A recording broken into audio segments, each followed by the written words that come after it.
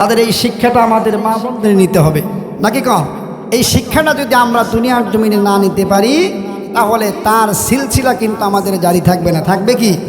যতই আমরা তাদেরকে ভালোবাসি ভালোবাসি ভালোবাসি বলি কিন্তু আমলে নাই, এটা কিন্তু ওই আয়াতের বিপরীত হয়ে গেল। ঠিক না ভাই? ঠিক বলে, মানে আমরা নিজেরা বললাম যে এই জিনিসটা করতে হবে কিন্তু করলাম না, মানে মুনাফিক হয়ে গেলাম। আর মুনাফিকের জায়গা কোথায়? জাহান্নামের একবারে সর্বনিম্ন স্তরে। হুজুর তোর সর্বনিম্ন মানে জাহান্নাম তো একটা জায়গা, ঠিক না ভাই? ঠিক বলে, এমনি তো খারাপ, খারাপেরও একেবারে নিচ তলদেশে। নাউজুবিল্লাহ বলে,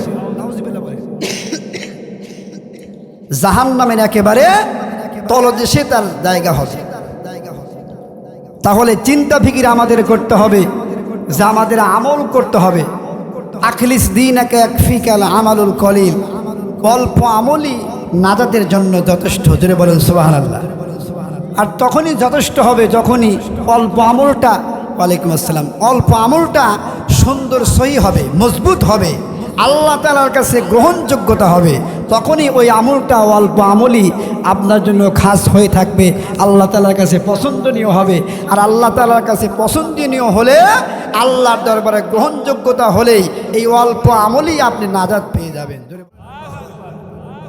তাহলে চিন্তা করে দেখেন, তিনি রাসূল সাল্লাল্লাহু আলাইহি সাল্লামের কন্যা হয়েও এতটা তার মৃত্যুর ভয়, সুবহানাল্লাহ বলবেন না?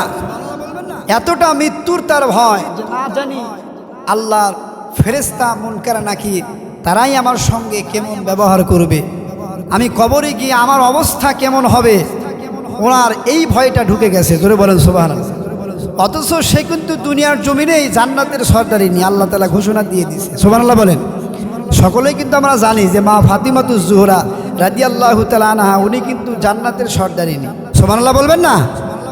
জান্নাতের সর্দারিনী আমরা সকলেই জানি।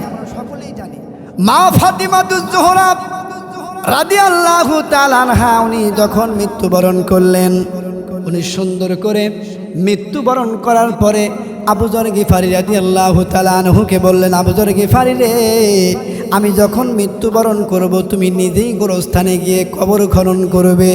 ও আবু যর গিফারি, আমি যখন মৃত্যুবরণ করব দুনিয়ার জমিনে গো, তুমি কিন্তু নিজেই আমাকে শোয়াইবা, কেউ যেন আমাকে দুনিয়ার জমিনে না দেখে। আবু যর গিফারি সুন্দর করে কবর খনন করার জন্য এরকম রাত্রির আন্ধারে যখন রওনা হয়ে গেল গোরস্থানের দিকে, আল্লাহু আকবার বলেন। আবু যর গিফারি সুন্দর করে উনি যখন গোরস্থানে গেলেন, গোরস্থানে যাওয়ার পরে রাত্রির আধারে সুন্দর করে মা ফাতিমাতুজ জোহরা রাদিয়াল্লাহু তাআলা আনহার উনি কবরটা খনন করলেন। একবার জবান খুলে বলা যায় না মারহাবা।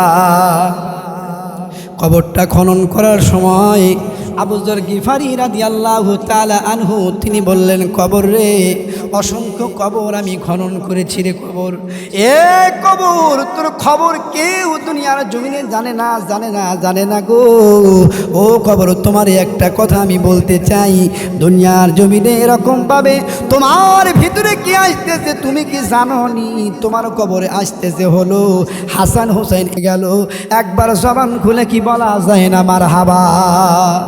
হাসান হুসাইন কবর রে, হাসান হুসাইন রাদিয়াল্লাহু তাআলা আনহু আম্মা জান এরকম ভাবে মা ফাতিমাতুজ জোহরা রাদিয়াল্লাহু তাআলা আনহা সুন্দর করে এরকম ভাবে তার আম্মা জান দুনিয়ার জমিনে এরকম মারা গেছে।